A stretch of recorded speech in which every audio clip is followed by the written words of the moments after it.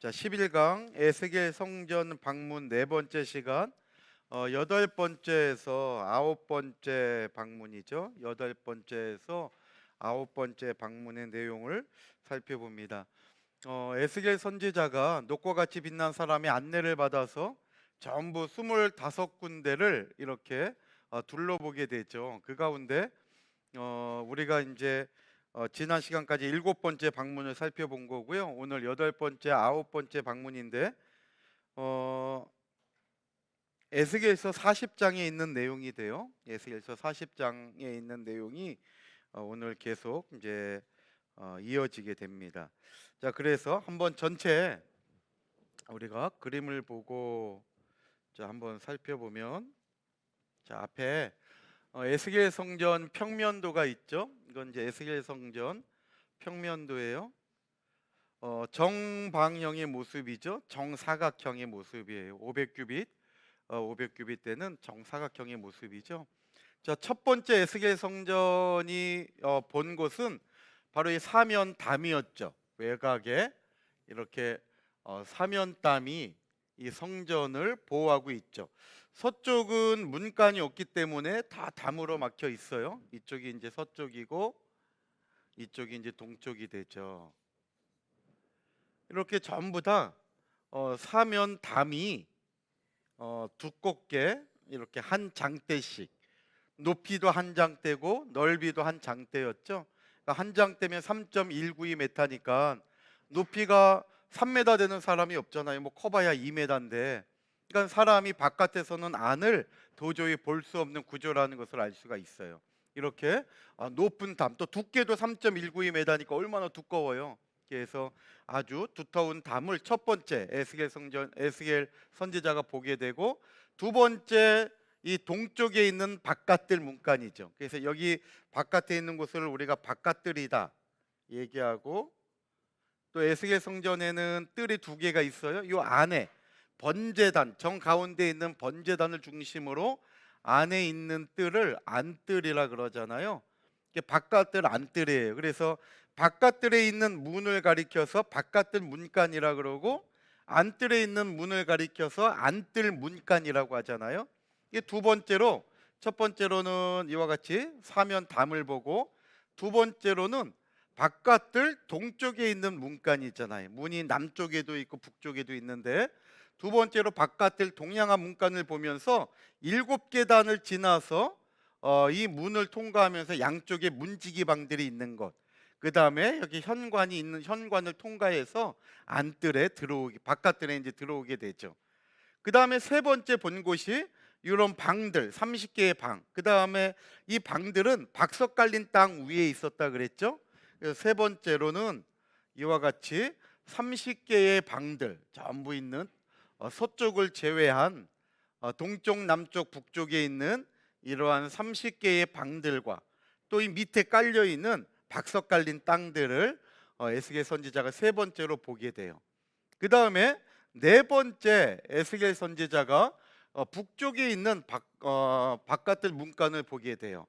그래서 네 번째로 북향한 바깥들 문간을 보고, 그러니까 여기서 이 방들을 다 보고 난 다음에 북쪽에 있는 북향한 바깥들 문간을 보고, 그 다음에 다시 나와서 이제 바깥들에 있는 남향한 문간을 봐요. 남향한 문간, 이게 이제 다섯 번째가 되겠죠.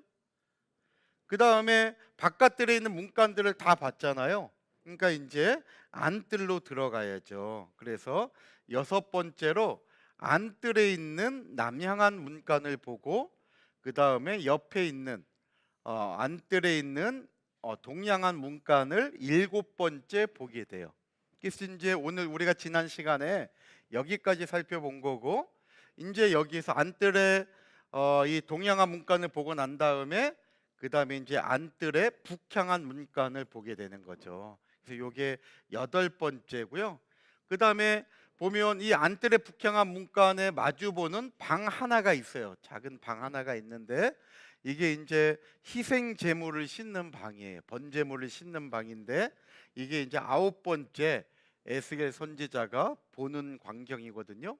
그래서 오늘 11강에서는 이 8번째 북향한 문간과 9번째 번제물을 씻는 방 두 개를 보게 돼요. 자, 그러면 우리가 이제 이런 부분들을 보게 되는데, 다시 이제 보게 되면, 자, 문간을 다 보면 문간 주변이 다 깨끗해요. 똑같은 모습이고. 그런데 오늘 살펴볼 북향한 문간만 현관도 뭔가가 막 있는 것 같고, 또 북향한 문간으로 안뜰 북향한 문간으로 올라오는 계단 주변에도 다른 데하고 다르게 뭔가가 더 있어요. 그리고 북향한 문간 안에 앞에만 이렇게 방이 하나가 또 더 있고, 북향한 문간 쪽만 구조가 다르죠. 그래서 왜 여기만 이렇게 구조가 다를까? 오늘 이러한 모습들도 한번 이제 볼 수가 있는 거죠. 그래서 우리 교재 이제 한번 보면요, 1페이지, 자, 11강 에스겔 성전 방문 네 번째, 8번째부터 9번째 방문이라 그랬죠. 그래서 그 박스에 7번째 지난 시간까지 우리가 공부한 내용들이 정리가 되어 있고요. 자, 첫 번째, 안뜰 북향한 문간. 자, 어디예요? 안뜰. 여기가 안뜰이라 그랬잖아요. 이 안뜰에 북향한 문간, 여기가 동쪽이니까 북쪽은 여기잖아요. 그래서 안뜰에 북향한 문간, 요걸 얘기하고 있는 거예요. 이제 요것이 여기가 이제 8번째 에스겔 선지자가 방문한 곳이라는 거죠. 에스겔 40장 35절 보면요, 자, 다 같이 한번 읽어볼게요. 시작. 그가 또 나를 데리고 북문에 이르러 청량하니 척수는 안뜰 남양한 문간과 안뜰 동양한 문간과 모습과 크기가 같다 그랬죠. 자, 여기 보면 안뜰 북향한 문간을 재는데, 이것은 안뜰 동양한 문간과 안뜰 남양한 문간과 같다 그랬어요. 이건 크기가 다 같고 구조가 다 똑같다는 거예요. 자, 근데 이제 여기에서 뭐가 다르냐, 우리가 봐야 될 것은 왜 안뜰 북향한 문간에는 현관과 계단 주변에 이렇게 차이가 있을까? 하나님께서 에스겔 선지자의 머리털을 확 잡아요. 그래가지고 슉 들어가지고 타임머신 타고 가듯이 솔로몬 성전의 형상으로 무너지기 전에, 주전 586년 바벨론에 의해서 완전히 무너지기 전에 솔로몬 성전의 안뜰 북향한 문간 앞으로 데리고 가요. 가서 에스겔 선지자에게 보여주는데 에스겔 선지자가 깜짝 놀라요. 이것이 에스겔서 8장에 있는 내용이에요. 왜 에스겔 성전에 다른 데와는 다르게 확 이렇게 북쪽 문간에만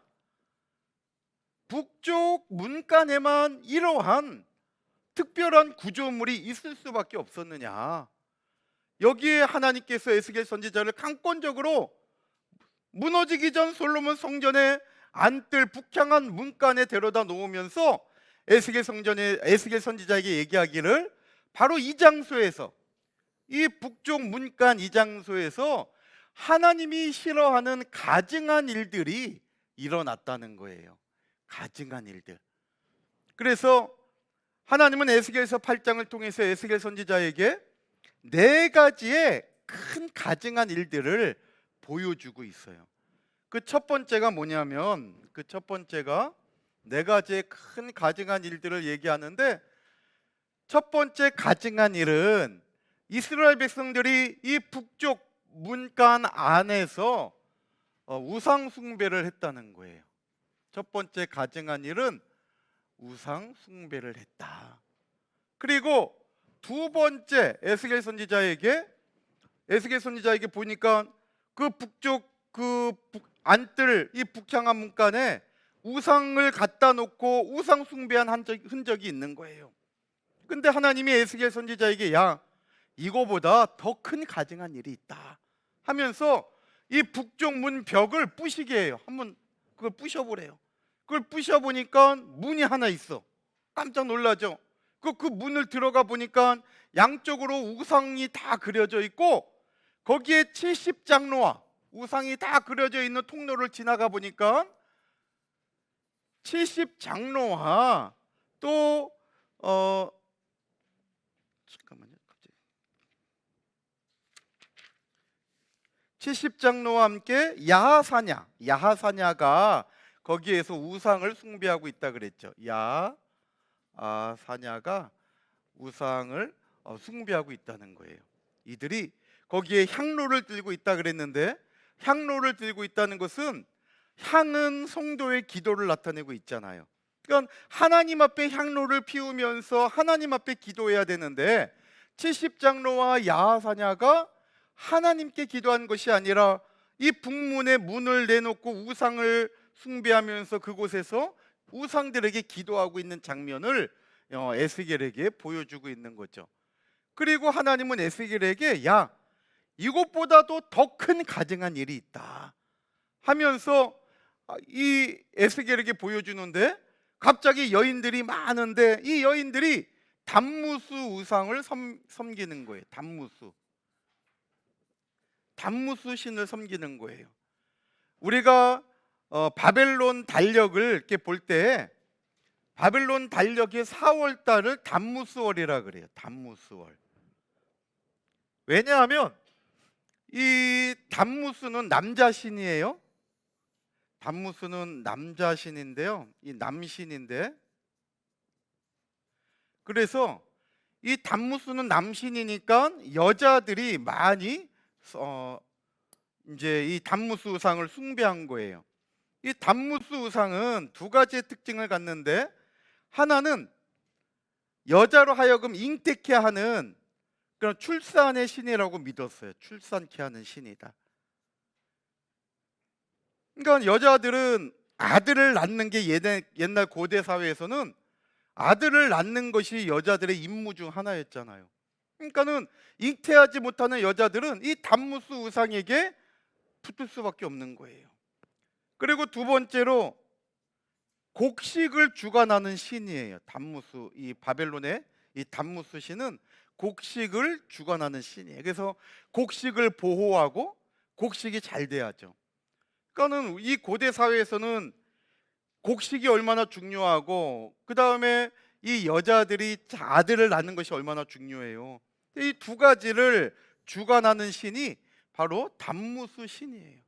그래서 담무스 신이 봄이 되면 지하 세계에서 올라와 가지고 곡식을 잘 자라게 하고 소송케 하는 거예요. 그러면서 4월이 되면 이제 봄이 끝나가잖아요. 그러면 다시 담무스 신이 지하로 내려가요. 그러면 이 지하로 내려갈 때 얼마나 이 여인들의 입장에서는 아쉬웠겠어요. 그래가지고 이 4월 담무스 신이 지하로 내려갈 때에 음란한 행위를 하는 축제를 하는 거예요. 거기에서 여러 가지 정말 섹스도 일어나고 정말 여러 가지 음란한 행위와 함께 축제를 벌이는 것이 바로 이 담무스 절기예요. 그래서 4월을 바벨론에서는 이 우상의 이름을 따가지고 담무스월이다 그런 거예요. 이거 얼마나 정말 깜짝 놀랄 수밖에 없잖아요. 근데 이러한 우상 숭배를 하고 있는데 하나님께서는 에스겔에게 야, 에스겔아, 이거보다 더 큰 가증한 일이 있다. 마지막 네 번째 하나님이 에스겔에게 보여주는 더 큰 가증한 일은 뭐냐? 이것은 25명이 제사장 25명이 성전을 등지고 태양에게 경배하는 모습을 보게 돼요. 여기 25명은 대제사장은 한 명이잖아요. 이 대제사장과 24명의 제사장을 얘기해요. 우리가 구속사 시리즈 6권에서 우리가 살펴보았듯이 제사장에게는 24반열이 있잖아요. 24반열. 그러니까 24 제사장은 그 반열에 따른 제사장들을 얘기하는 거예요. 그러니까 이것은 대제사장과 24반열의 제사장, 이 25명, 이거 뭐냐면 종교 지도자들의 총체적인 타락을 얘기하고 있는 거예요. 그래서 이 사람들이 성전을 향하여 경배, 예배를 드려야 되는데 에스겔 8장 말씀 보면 성전을 등지고 오히려 해가 떠오르는 동쪽 문을 향하여서 여기가 지금 하나님이 계시는 성소와 지성소잖아요. 하나님이 여기에 계시는데 이 북문에서 나와가지고 25명의 제사장들이 성전을 등지고 동쪽을 향하여서 오히려 경배했다는 거예요. 말이 안 되는 거죠. 그러니까 이러한 사실을 하나님이 보여주는데, 이러한 가증한 일들이 어디에서 시작되었느냐? 바로 이 북문에서 시작이 되었다는 거예요. 북문. 그러니까 하나님은 이 북문에서 이스라엘 백성들이 타락한 걸 다 아신 거예요. 그러니까 하나님이 이와 같이 우상 숭배하고 하니까 하나님께서 같이 계실 수가 없어서 하나님의 영광이 떠나게 되고, 하나님의 영광이 떠난 솔로몬 성전은 아무리 돈을 많이 들이고 아무리 멋있게 짓고 아무리 우아한 성전이라 할지라도 하나님이 떠난 성전은 더 이상 성전이 될 수 없다는 거예요. 주전 586년 끝까지 회개하지 않을 때 그 성전이 무너질 수밖에 없었다는 것을 에스겔 선지자에게, 성전이 무너지고 바벨론 포로에 끌려와 있는 에스겔 선지자에게 왜 성전이 무너지고 너희들이 바벨론 포로로 끌려올 수밖에 없었는지를 정확하게 깨닫게 하신 거예요. 그리고 이것을 이스라엘 백성들에게 전하라는 거죠. 왜 너희가 지금 그러한 안타까운 현실 속에 있어야 되는지, 왜 고달픈 현장 속에 너희들이 있어야 되는지 깨달으라는 거예요. 오늘 저와 여러분들도 하나님 앞에 죄가 있으면 안 돼요. 우리가 하나님 앞에 설 때 하나님은 우리에게 너 죄가 많니 적니 이걸 물어보시는 것이 아니라 죄가 있니 없니를 물어본다는 거예요. 죄가 많고 적음이 중요한 게 아니라 내가 회개했느냐 회개하지 않았느냐가 문제라는 거죠. 회개하지 않으면 그 죄로 말미암아 죽을 수밖에 없어요. 로마서 6장 23절에 죄의 싹은 사망이라 그랬죠. 죄의 싹이 사망이지 죄의 값이 많은 사람이 사망이라 그러지 않았어요. 하나라도 죄가 있다면 그 죄의 값은 100가지 죄를 지은 사람이나 한 가지 죄를 지은 사람이나 결국 사망이라고 하는 똑같은 값을 지불하게 된다는 거예요. 오늘 저와 여러분들이 하나님 앞에 어떠한 죄를 지었던지 간에 오늘 특별히 사순절을 맞이해서 하나님은 이 40일의 기간 동안 철저하게 저와 여러분들이 회개하기를 원하시고 회복하기를 원하시는 거예요.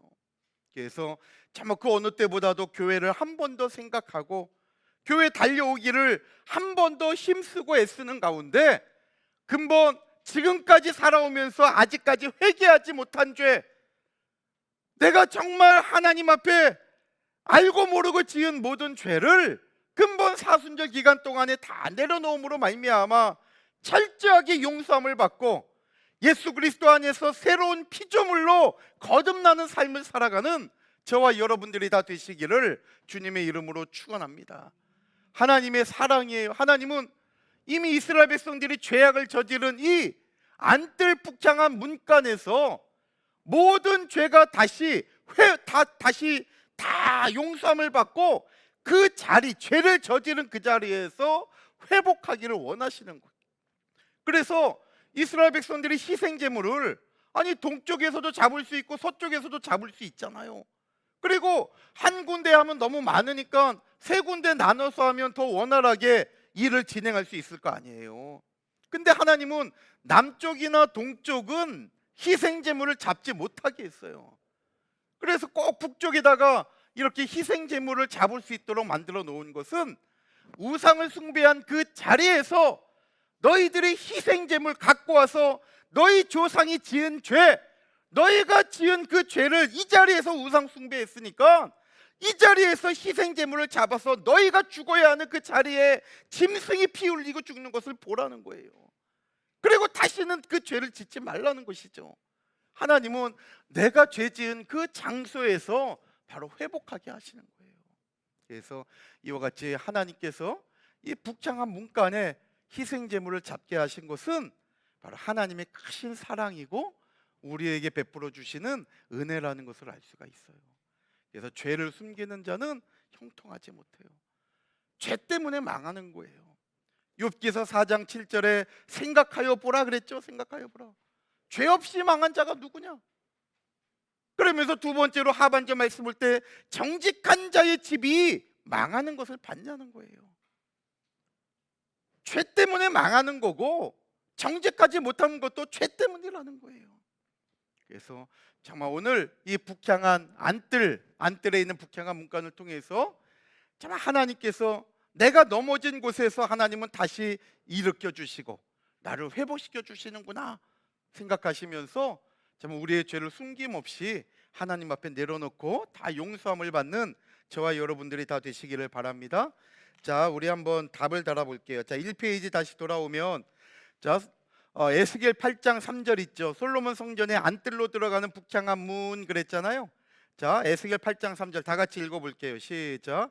그가 손 같은 것을 펴서 내 머리털 한 모숨을 잡으며 주의 신이 나를 들어 천지 사이로 올리시고 하나님의 이상 가운데 나를 이끌어 예루살렘으로 가서 안뜰로 들어가는 북향한 문에 이르신 자. 이거는 솔로몬 성전을 얘기하는 거예요. 에스겔 성전이 아니라 과거 솔로몬 성전, 옛날 무너지기 전 그 솔로몬 성전의 안뜰로 들어가는 북향한 문으로 지금 에스겔 선지자를 이끌고 간 거예요. 그랬더니 거기에는 투기의 우상, 곧 투기를 격발케 하는 우상의 자리가 있다 얘기하고 있죠. 그러니까 하나님의 성전 안에 이스라엘 백성들은 우상을 보란듯이 놓고 숭배한 거예요. 그러니까 얼마나 하나님의 마음을 아프게 하는 죄를 저질렀는지 몰라요. 첫 번째 크게 가증한 일, 그 8장 6절에 그가 또 내게 이르시되 인자야 이스라엘 족속이 행하는 일을 보느냐? 그들이 여기서는 지금 8장 3절에 얘기한 무너지기 이전에 솔로몬 성전의 안뜰 북향한 문간을 얘기하고 있는 거예요. 거기에서 크게 가증한 일을 행하여 나로 내 성소를 멀리 떠나게 하느니라. 그러니까 하나님께서 떠나실 수밖에 없는 거예요. 오늘 우리도 내가 이러한 죄를 저지르면 하나님이 나를 떠날 수밖에 없는 거예요. 그러니까 왜 내 삶이 이럴까? 왜 내가 안 될까? 정말 거기에는 많은 이유가 있죠. 먼저 왜 이렇게 안 될까? 뭔가 불안하다 할 때에는 혹시나 내가 하나님을 떠나게 할 수밖에 없는 가증한 일을 저지르지 않았는지 자기 자신을 먼저 살피는 지혜가 있어야 된다는 거예요. 남을 보고 환경을 보고 무너지지 마시고 내 자신을 들여다보고 정말 내가 가증한 일, 하나님이 원치 않는 일을 하진 않았는지 회개하고 돌이키면 하나님은 다시 나에게 찾아오셔서 저와 여러분들을 회복시켜 주시고 저와 여러분들을 사용하신다는 아버지 하나님의 그 사랑을 꼭 기억하시기를 바랍니다. 그래서 가증한 일, 이것은 히브리어로 토에바라는 단어인데 첫 번째로 혐오스러운 것, 밑줄에 혐오 적으면 되겠죠? 혐오스러운 것. 또 두 번째로 구역질 나는 것이라는 뜻이에요. 하나님께서 그들이 여기서 나에게 혐오스러운 것, 우상을 이렇게 표현하는 거예요. 구역질 나는 짓을 행했다는 거예요. 우리도 상대방이 말도 안 되고 역겨운 일을 하면 아이고야 구역질 난다 그러잖아요. 이스라엘 백성들이 하나님 앞에 그러한 일을 했다는 거예요. 토해봐. 가증하다 성경에 번역이 되어 있는 거죠. 그래서 크게 가증한 일은 우상이 제단문 어귀 북편에 있었던 것, 우상을 거기에 두었다는 거예요. 에스겔 8장 5절 하반절에 제단문 어귀 북편에 그 투기의 우상이 있더라 그랬잖아요. 그래서 우상을 두었다는 거예요. 두 번째, 다른 큰 가증한 일이 또 있대요. 여기 보면 두 번째 괄호에 너는 다시 다른 큰 가증인데 가능으로 돼 있죠. 그 오타 좀 수정해 주세요. 오타가 있죠. 능을 증으로 가증한 일. 에스겔 8장 6절 하반절에 너는 다시 다른 큰 가증한 일을 보리라 그랬잖아요. 두 번째 가증한 일이 뭐냐? 하나님께서 뜰문에 이르니 담에 구멍이 있어요. 그 구멍을 갖다가 헐어버리니까 문이 나오죠. 그 문 사면에 우상이 있어요. 8장 8절에 이 담을 헐라 내가 그 담을 허니 한 문이 있더라 그랬잖아요. 거기 들어가니까 10절에 각양 곤충과 가증한 짐승과 이스라엘 족속의 모든 우상이 벽에 그냥 가득 그려져 있는 거예요. 그런데 더 놀라운 것은 세 번째 동그라미에 그 앞에서 장로 중 70인 에스겔 8장 11절에 있죠. 그리고 사반의 아들 야사냐가 우상 숭배를 하고 있었다는 거예요. 자, 8장 11절 말씀 읽어볼게요. 시작. 이스라엘 족속의 장로 중 70인이 그 앞에 섰으며 사반의 아들 야사냐도 그 가운데 섰고 각기 손에 향로를 들었는데 향연이 구름같이 오르더라. 아멘. 보세요. 이들의 손에 향로를 들었는데 향연이 구름같이 올랐대. 이건 뭐냐면 기도하는 걸 얘기하는 거예요. 향은 성도들의 기도라고 요한계시록 8장 5절에도 말씀하고 있잖아요. 그러니까 이들이 우상에게 이와 같이 기도를 한 거예요. 하나님께 기도해야죠. 오늘 저와 여러분들도 하나님께 매달리지 못하고 물질에 매달리고 다른 보이는 것에 매달렸다면 이러한 이 큰 가증한 일을 내가 행하고 있다는 거예요. 세 번째 가증한 일은 또 보면 13절에 너는 다시 그들의 행하는 바 다른 큰 가증한 일, 이것도 놀랐는데 또 다른 큰 가증한 일이 있대요. 3페이지에 보면 여인들이 앉아서 단무스 우상을 위하여 애곡하는 거죠. 왜? 이제 4월이 되면 아까 말씀드린 대로 단무스 우상이 어디로 가요? 지하로, 지옥으로 내려가는 거예요. 그들은 그렇게 믿고 있는 거예요. 그랬다가 다시 봄이 되면 이게 이 단무스 신이 올라와서 이렇게 푸른 풀, 이 새싹을 돋게 하고 이 단무스 신이 하는 거라고 착각하고 있는 거죠. 근데 4월 달 되면 내려가니까 못 보잖아요. 그러니까 그 단무스 신을 위해서 우는 거예요. 애곡. 8장 14절에 있죠. 그가 또 나를 데리고 여호와의 전으로 들어가는 북문에 이르시기로. 북문이 북문. 거기 보니까 여인들이 앉아 단무스를 위하여 애곡하더라 그랬잖아요.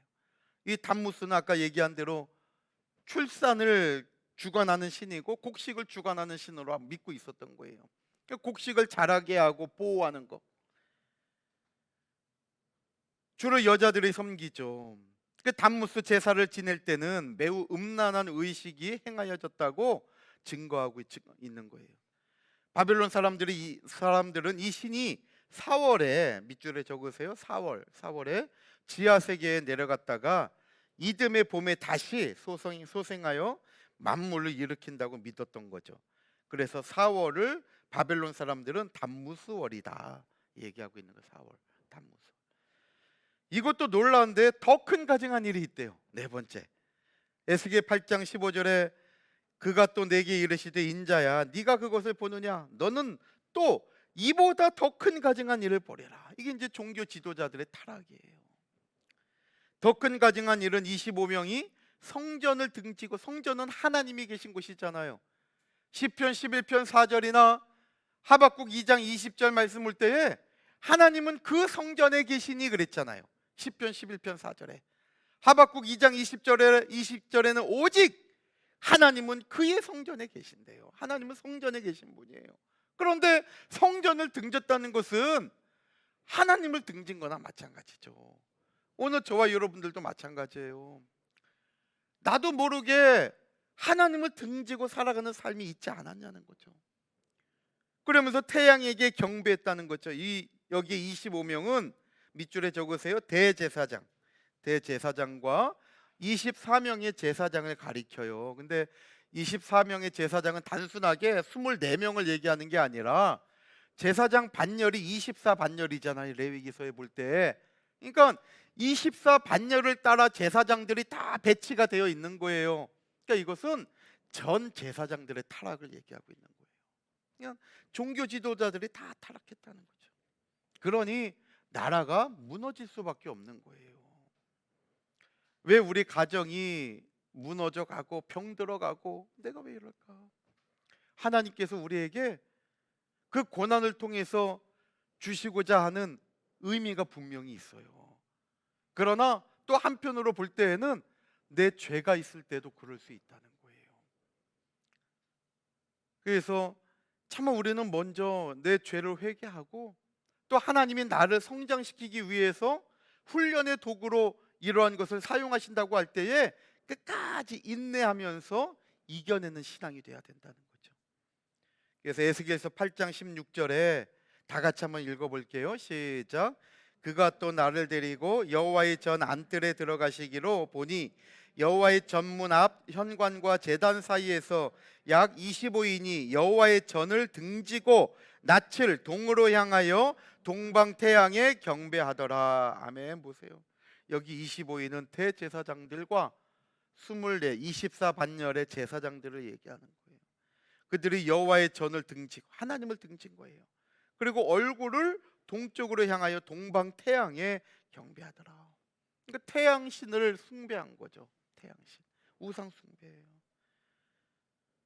과거에 범죄가 저질러졌던 곳에 에스겔 성전의 거룩한 안뜰 북향한 문간이 세워진 것은 오직 예수 그리스도 안에서 새로운 피조물이 된다는 소망을 보여준 거예요. 그래서 우리가 이스라엘 백성들이 범죄한 그 장소, 범죄한 이 장소에서 하나님은 그들이 가지고 온 희생 제물을 잡게 함으로 말미암아 그 장소에서 회개하고 하나님 앞에 돌아오게 하기 위한 하나님의 사랑이라는 거죠. 그래서 저와 여러분들이 과거에 어떠한 죄를 지었던지 그 죄가 중요한 게 아니에요. 중요한 것은 내가 지금 회개했느냐 안 했느냐. 회개하지 않고 덮고 넘어간 것은 반드시 그 죄값을 치르게 돼 있는 거예요. 그냥 그 순간을 모면했다, 지나갔다, 이걸로 좋아하시면 안 돼요. 내가 수치와 망신을 당해야 되는데 그 순간이 넘어갔다, 이걸로 좋아하면 큰일 나는 거예요. 회개하지 않은 것은 덮어진 거 하나님이 후 불면 그냥 다시 드러나게 돼 있는 거예요. 덮어진 걸로 안심하고 하나님께서 지워주셨다고 착각하는 게 아니라 회개해야 돼요. 그 회개의 증표가 희생제물이에요. 희생제물을. 이 짐승이 죽는 걸 볼 때 내가 죽어야 되는데, 오늘날 저와 여러분들이 정말 짐승을 데리고 와서 그 짐승을 죽이진 않잖아요.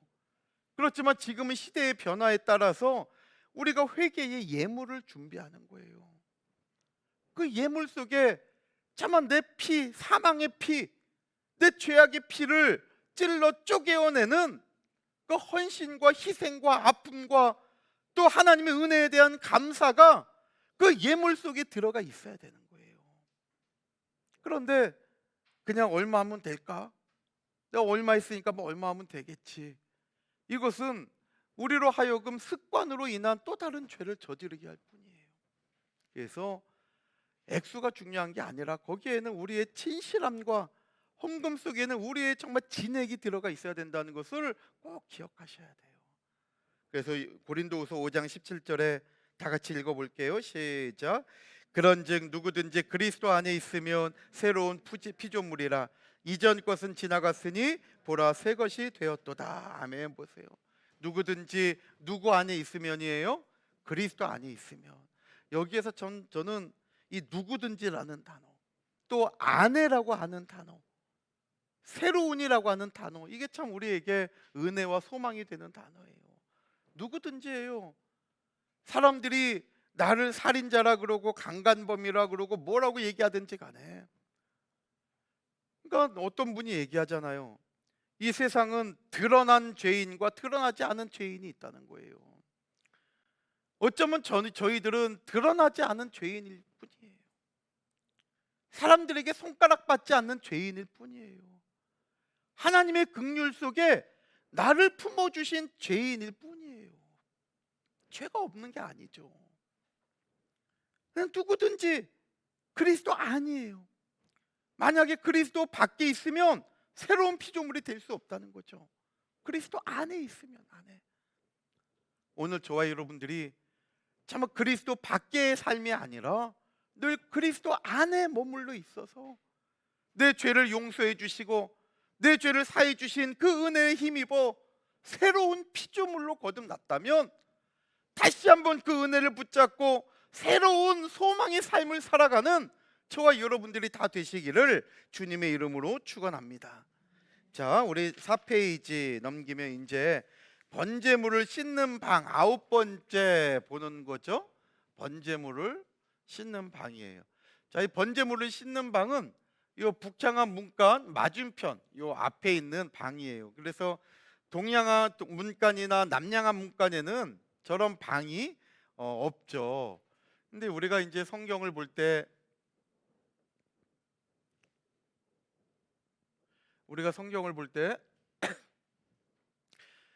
이 성경을 이렇게 입체적으로 이해하기가 쉽지 않잖아요.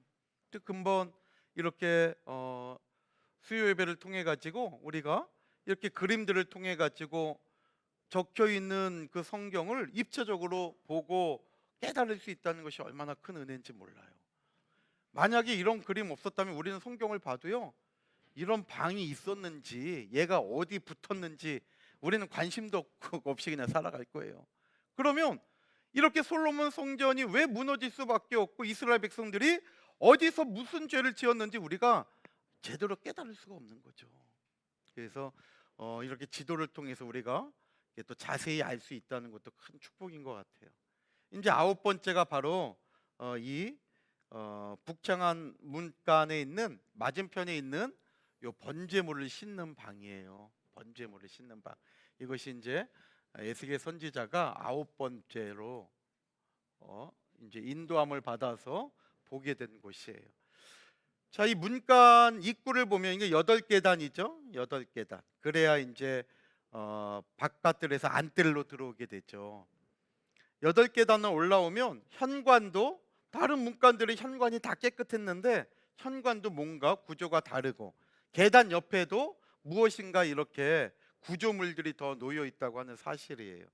자, 먼저 이 번제물을 씻는 방, 여기에서 이제 번제물을 씻기 전에 이 희생 제물을 잡아야 되잖아요. 이 희생 제물을 잡는 곳이 바로 계단 옆에 있는 이 상들이에요. 그래서 상이 먼저 8개가 있어요. 계단 2편에 2개 있고 계단 저편에 2개가 있어요. 그럼 지금 계단 좌우편에 4개가 있는 거죠. 그 다음에 계단에 올라와서 안뜰 현관에 보면 현관 2편에 또 2개가 있어요. 또 현관 저편에 또 2개가 있잖아요. 그러니까 이 제물을 잡는 상이 전부 몇 개예요? 8개가 있다는 것을 알 수가 있죠. 제물을 잡는 상이 8개예요. 그리고 제물을 잡으려면 제물을 잡는 도구가 있어야 될 거 아니에요. 우리가 소 같은 거 잡는 거 TV 같은 데 보면 그냥 맨손으로 잡지 않잖아요. 뭔가 칼도 있어야 되고 칼도 종류별로 막 있어야 될 거 아니에요. 그런 것처럼 이 제물을 잡기 위해서 또 제물을 잡는 기구들이 있잖아요. 그 기구들을 놓는 상이 필요한 거예요. 그 상이 바로 이 다듬은 돌로 만든 상이라는 거예요. 그래서 그 상이 4개가 있어요. 이렇게 제물을 잡는 상 사이에 하나씩, 이 편에도 하나 저편에도 하나, 또 현관에도 이 편에 하나 저편에 하나. 그래서 제물을 잡는 상은 8개고 그 제물을 잡기 위해서 기구를 놓는 다듬은 돌로 만든 상은 4개예요.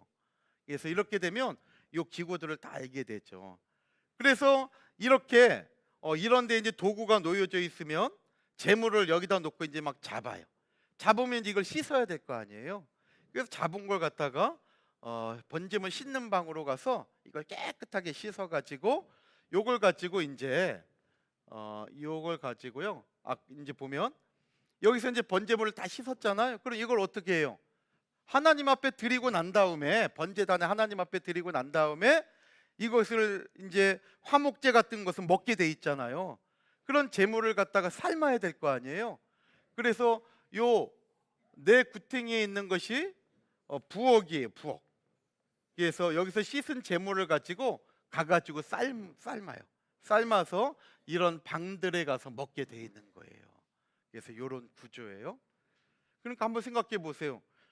만약에 삶아갖고 이런 데가 꽉 찼으면 이제 이쪽까지 와야 되잖아요. 그럼 우리가 생각할 때 여기에도 하나씩 번제물 씻는 방을 이렇게 딱 만들어지면 얼마나 좋아요.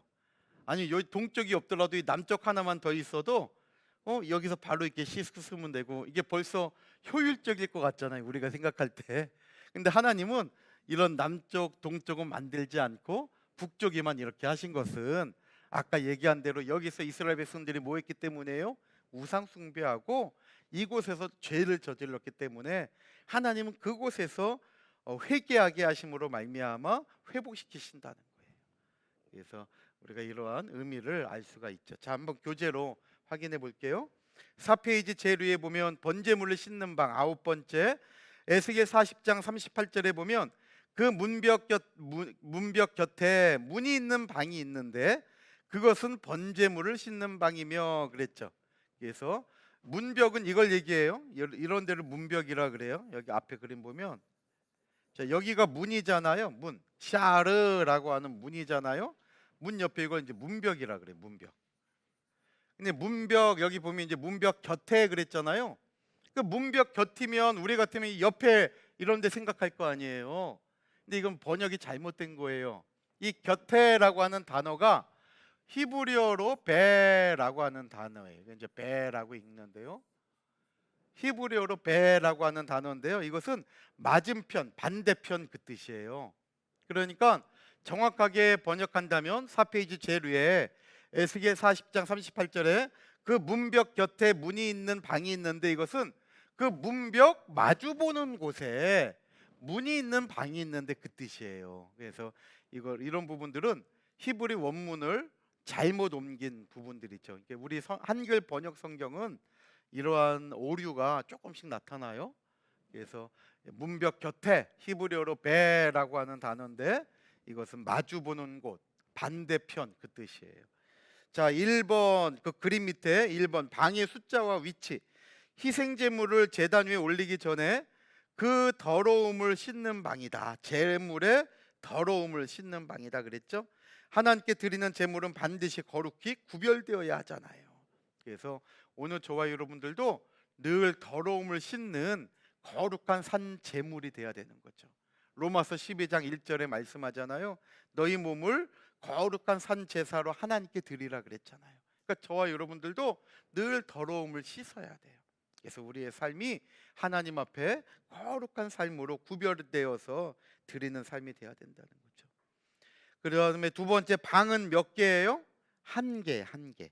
그래서 이 방이라는 단어가 히브리어로 리슈카라는 단어인데 단수로 되어 있어요. 하나. 그래서 이 방은 요 하나예요. 문벽 마주 보는 곳에 하나예요. 하나. 그 다음에 위치는 문벽 곁이다. 아까 확인했죠. 40장 38절에 문벽 곁이다. 근데 이 곁이라는 단어는 5페이지에 보면 배라고 하는 건데 이것은 마주하여, 밑줄에 적으세요. 마주하여, 반대하여라는 뜻이에요. 마주하여, 반대하여. 그래서 이것은 문벽 곁이 아니라 문벽 마주 보는 곳에, 또 문벽 반대편에 이렇게 번역이 돼야 되는 거죠. 그래서 그림을 볼 때 문벽 마주 보는 곳에 이렇게 방이 하나 있다는 것을 알 수 있어요. 두 번째, 희생 제물을 잡는 상은 몇 개라 그랬어요? 8개. 그래서 에스겔 40장 39절에 그 문에 현관 2편의 상이 둘을 그랬죠. 자, 현관은 여기잖아요. 앞에 그림 보세요. 현관은 여기잖아요. 현관 2편에 2개예요. 이렇게 하나, 2개. 현관 2편에 2개. 또 현관 저편은 반대편에 또 2개죠. 지금 그걸 얘기하고 있는 거예요. 40장 38절에 현관 2편에 상 둘이 있고 저편에 상 둘이 있으니 그 위에서 번제와 속죄제와 속건제의 희생을 잡게 한 것이며, 그러니까 여기서 잡았다는 거예요. 그 다음에 40절에 보면 그 북문 바깥 곧 입구로 올라오는 곳 계단이잖아요. 여기 계단에 이 편에 또 2개고 또 저편에 2개고 그랬잖아요. 이 편에 2개, 또 저편에 2개, 이렇게 해서 전부 8개가 있는 거예요. 그래서 41절에 보면 문곁 2편에 상이 또 4시 있고 저편에 상이 4시 있어 합이 몇 개예요? 8쌍이다. 그래서 그 위에서 희생을 잡는 소용이며 희생을 잡는 용도라는 것이죠.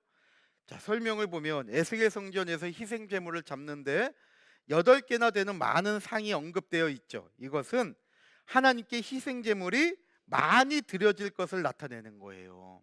상이 많다는 것은 이렇게 그냥 많이 만들어 놓은 게 아니죠. 이렇게 많이 백성들이 많은 재물을 가져올 것을 하나님이 아시고 이렇게 많이 잡을 곳을 만들어 놓으신 것이죠. 그러니까 이건 뭐냐면 하나님 앞에 풍성한 재물을 드릴 것을 얘기하는 거예요. 그래서 거기 설명 보면 바벨론 포로로 끌려감으로 그동안 단절되었던 하나님과의 언약 관계가 풍성하게 회복될 것을 얘기하고 있다는 거죠. 밑줄에 풍성 적으시면 되겠죠? 풍성하게 회복될 것. 그래서 우리가 하나님 앞에 많은 재물을 드린다는 것은 그만큼 우리가 하나님 앞에 복을 받았다는 증거잖아요. 그래서 풍성해지는 거죠. 오늘 저와 여러분들도 작년보다 올해 또 올해보다 내년 하나님께서 우리들의 삶을 풍성케 해주심으로 말미암아 반드시 복 주실 줄 믿으시기를 바랍니다. 그래서 대신방 받는 게 그래서 중요해요.